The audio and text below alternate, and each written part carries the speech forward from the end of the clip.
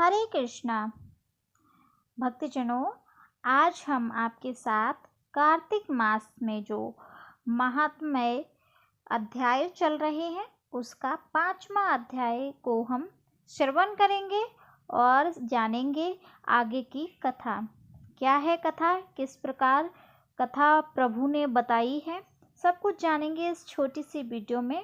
कार्तिक मास का क्या महत्व है ये भी देखेंगे। तो वीडियो को शुरू करते हैं। अगर श्री हरि के भक्त हैं, श्री कृष्ण के भक्त हैं तो कमेंट सेक्शन में श्री कृष्णा हरे कृष्णा अवश्य लिखें। तो बोले श्री हरि की जय, माता लक्ष्मी की जय। प्रभु मुझे सहारा है तेरा, जग के पालनहार, कार्तिक मास महात्म की कथा करूं विस्तार। राजा पृथु बोले, हे नारद जी, आपने कार्तिक मास में स्नान का फल कहा, अब अन्य मासों में विधि पूर्वक स्नान करने की विधि, नियम और उद्यापन की विधि बतलाइए। देवर्षि नारद ने कहा, हे राजन, आप भगवान विष्णु के अंश से उत्पन्न हुए हैं, अतः यह बात आपको ज्ञात ही है। फिर भी आपको यथाचित विधान बतलाता हूँ। अश्विन मास में शुक्ल पक्ष की एकादशी से कार्तिक के व्रत करने चाहिए। ब्रह्म मुहूर्त में उठकर जल का पात्र लेकर गांव से बाहर पूर्व अथवा उत्तर दिशा में जाना चाहिए। दिन में या सायंकाल में कान में जनेऊ चढ़ाकर पृथ्वी पर घास बिछाकर सिर को वस्त्र से ढककर मुंह को भली भांत बंद करके थूक व सांस रोककर मल मूत्र का त्याग करना चाहिए। तत्पश्चात मिट्टी व जल से भली भांत अपने गुप्तांगों को धोना चाहिए। उसके बाद जो मनुष्य मुख शुद्धि नहीं करता है उसे किसी भी मंत्र का फल प्राप्त नहीं होता है। अतः दांत और जीभ को पूर्ण रूप से शुद्ध करना चाहिए और निम्नलिखित मंत्र का उच्चारण करते हुए दातून तोड़नी चाहिए। हे वनस्पते, आप मुझे आयु, कीर्ति, तेज, प्रज्ञा, पशु संपत्ति, महाज्ञान, बुद्धि और विद्या प्रदान करें। इस प्रकार उच्चारण करके वृक्ष के बाहर अंगुल की दातून तोड़ें, 12 अंगुल की दातून तोड़ें। दूध वाले वृक्षों से दातून नहीं लेनी चाहिए। इसी प्रकार कपास, कांटेदार व वृक्ष तथा जले हुए वृक्ष से दातून लेना मना है। जिससे उत्तम गंध आती हो और जिसकी टहनी कोमल हो, ऐसे ही वृक्ष से दंत धावन ग्रहण करना चाहिए। प्रतिपदा, अमावस्या, नवमी, छठी, रविवार को चंद्र तथा सूर्य ग्रहण में दातून नहीं करनी चाहिए। तत्पश्चात भली भांति स्नान करके फूल, माला, चंदन और पान आदि पूजा की सामग्री लेकर प्रसन्न चित्त व भक्ति पूर्वक शिवालय में जाकर सभी देवी देवताओं की अर्घ, आचमनीय आदि वस्तुओं से पृथक पृथक पूजा करके प्रार्थना एवं प्रणाम करना चाहिए। फिर भक्तों के स्वर में स्वर मिलाकर श्री हरि का कीर्तन करना चाहिए। मंदिर में जो गायक भगवान श्री हरि का कीर्तन करने आए हो उनका माला, चंदन, तांबुल आदि से पूजन करना चाहिए, क्योंकि देवालयों में भगवान विष्णु को अपनी तपस्या, योग और दान द्वारा प्रसन्न करते थे, परंतु कलयुग में भगवत गुणगान को ही भगवान श्री हरि को प्रसन्न करने का एकमात्र साधन माना गया है। नारद जी राजा पृथु से बोले, हे राजन, एक बार मैंने भगवान से पूछा कि हे प्रभु, आप सबसे अधिक कहाँ निवास करते हैं? इसका उत्तर देते हुए भगवान ने कहा, हे नारद, मैं वैकुंठ या योनियों के हृदय में ही निवास करता हूँ। जो मनुष्य चंदन, माला आदि से मेरे भक्तों की पूजा करते हैं उनसे मेरी ऐसी प्रीति होती है जैसे कि मेरे पूजन से भी नहीं हो सकती।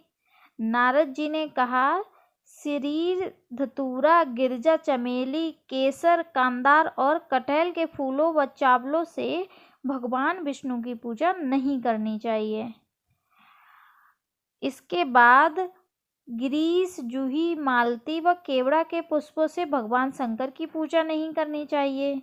जिन देवताओं की पूजा जो फूल निर्दिष्ट हैं उन्हीं से उनका पूजन करना चाहिए। पूजन समाप्ति के बाद भगवान से क्षमा प्रार्थना करनी चाहिए, यथा हे सुरेश्वर, हे देव, ना मैं मंत्र जानता हूँ ना मैं क्रिया, मैं भक्ति से ही हीन हूँ।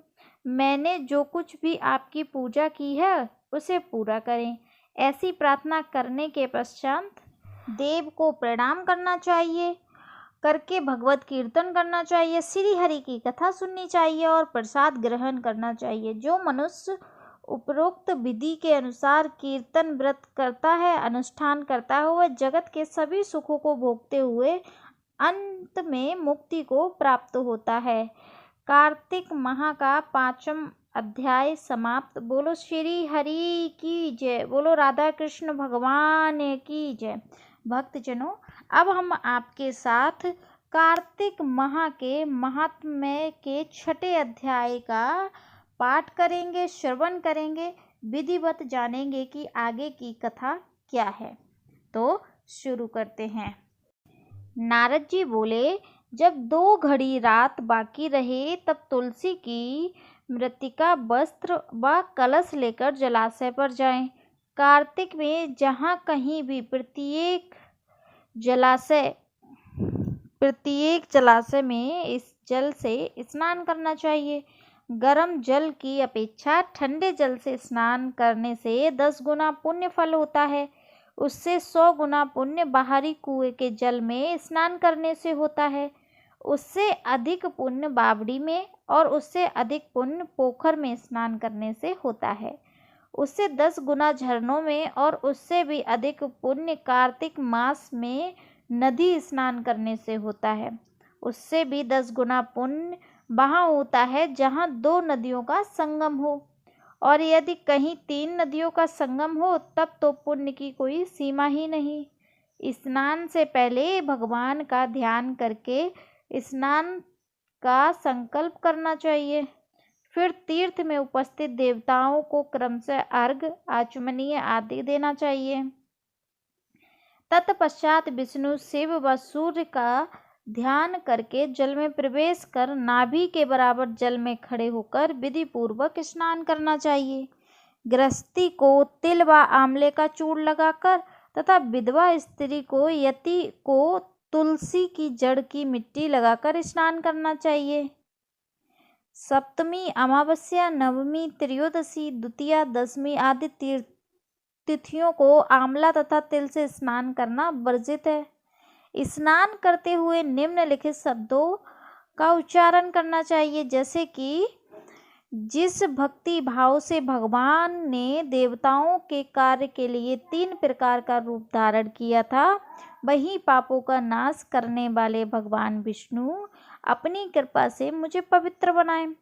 जो मनुष्य भगवान विष्णु की आज्ञा से कार्तिक व्रत करता है उसकी इंद्र आदि सभी देवता रक्षा करते हैं, इसलिए वह मुझको पवित्र करें। बीजों, रहस्यों तथा यज्ञों सहित वेदों के मंत्र, कश्यप आदि ऋषि, इंद्र आदि देवता मुझे पवित्र करें। आदिति आदि सभी नारियां, यज्ञ, सिद्ध, सर्प और समस्त औषधियां व तीनों लोकों के पहाड़ मुझे पवित्र करें। इस प्रकार कहकर स्नान करने के बाद मनुष्य को हाथ में पवित्री धारण करके देवता, ऋषि, मनुष्य तथा पितरों का विधि पूर्वक तर्पण करना चाहिए। तर्पण करते समय तर्पण में जितने तिल रहते हैं उतने वर्ष पर्यंत व्रती के पितृगण स्वर्ग में वास करते हैं। उसके बाद व्रती को जल से निकलकर शुद्ध वस्त्र धारण करने चाहिए। सभी तीर्थों के सारे कार्यों से निवृत्त होकर पुनः भगवान विष्णु का पूजन करना चाहिए। सभी तीर्थों के सारे देवताओं का स्मरण करके भक्ति पूर्वक सावधान होकर चंदन, फूल और फलों के साथ भगवान विष्णु को फिर से अर्घ्य देना चाहिए। अर्घ्य देते समय इस मंत्र का जाप करें, मैंने पवित्र कार्तिक मास में स्नान किया है, हे विष्णु, राधा के साथ आप मेरे दिए गए अर्घ्य को ग्रहण करें। तत्पश्चात चंदन, फूल और तांबुल आदि से वेद पाठी ब्राह्मणों का श्रद्धा पूर्वक पूजन करें और बारंबार नमस्कार करें। ब्राह्मणों के दाएं व पांव में तीर्थों का वास होता है। मुंह में वेद और समस्त अंगों में देवताओं का वास होता है। अपने कल्याण की इच्छा रखने वाले मनुष्य को इनका ना तो अपमान करना चाहिए, ना ही इनका विरोध करना चाहिए। फिर उसके बाद एकचित होकर भगवान विष्णु की प्रिय तुलसी जी की पूजा करनी चाहिए। उनकी परिक्रमा करके उनको प्रणाम करना चाहिए। हे देवी, हे तुलसी, हे देवताओं ने प्राचीन काल में तुम्हारा निर्माण किया है और ऋषियों ने तुम्हारी पूजा की है। हे विष्णु प्रिय तुलसी, आपको नमस्कार है। आप मेरे समस्त पापों को नष्ट करें।